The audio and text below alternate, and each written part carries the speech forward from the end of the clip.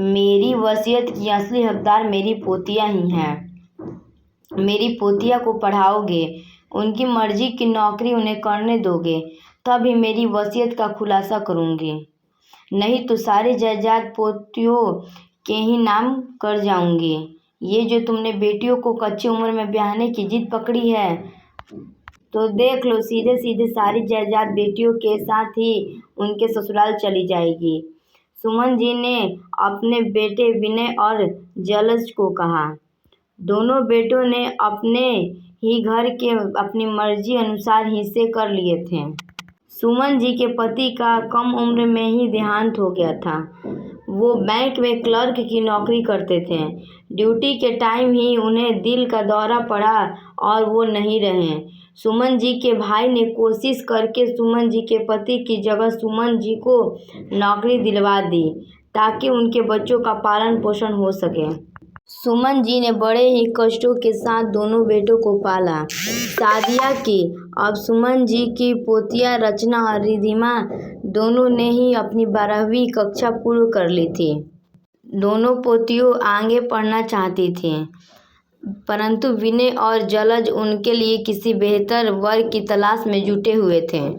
पोतियों ने दादी माँ से गुजारिश की, दादी हमें पढ़ने दो, कोई अच्छी सी नौकरी मिल जाए, हम अपने पैरों पर खड़े हो जाएं, तब कर लेंगे शादी। आप समझाओ ना पापा को।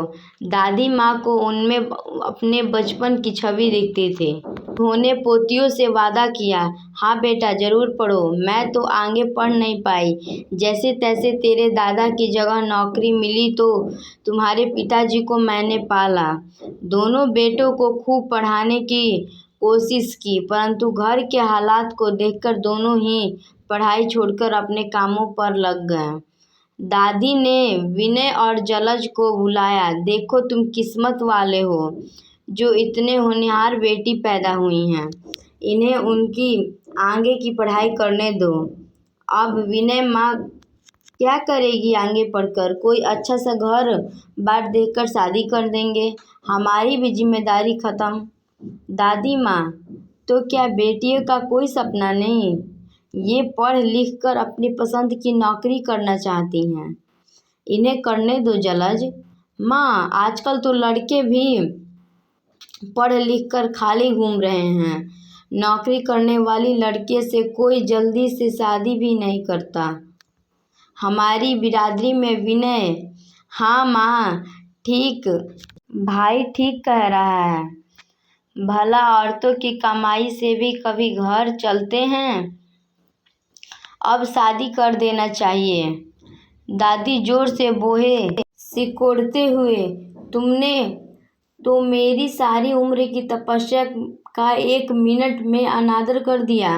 मैंने नौकरी करके ही तुम्हारे पेट पाले हैं, जिस नौकरी की वजह से आज तुम इतनी बड़ी बड़ी बातें करने लायक हो गए हो, उसके लिए तुम्हारे ये विचार। मुझे खुद पर ही धिक्कार महसूस हो रहा है। अब तुम दोनों कान खोलकर सुन लो, मेरी पोतिया जरूर आगे पढ़ेगी, जो उनका मन होगा वही नौकरी भी करेगी। ये घर मैंने दिन रात मेहनत करके खड़ा किया है। इस घर संपत्ति पर मेरा ही हक है। मैं अपनी वसीयत खुद तय कर सकती हूँ। मेरी वसीयत की असली हकदार मेरी पोतियाँ ही हैं। विनय माँ, पोतियाँ तो ससुराल चली जाएंगी, फिर? दादी माँ, फिर क्या सारी संपत्ति भी पोतियों के साथ ही चली जाएगी? पर अगर तुमने इनको अपने सपने पूरे करने दिए, तब मैं सोचूंगी तुम्हारे बारे में। दोनों बेटों को माँ की बात समझ में आ गई। दोनों ने माँ से माफ़ी मांगी। पोतिया को भी दादी को अपनी ढाल बने देखकर खूब खुश हुई।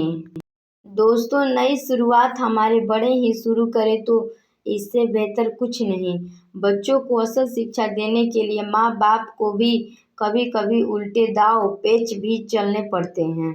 तो अगर आपको मेरी पूरी वीडियो अच्छी लगी तो लाइक सब्सक्राइब जरूर करें, और पूरी स्टोरी सुनने के लिए धन्यवाद।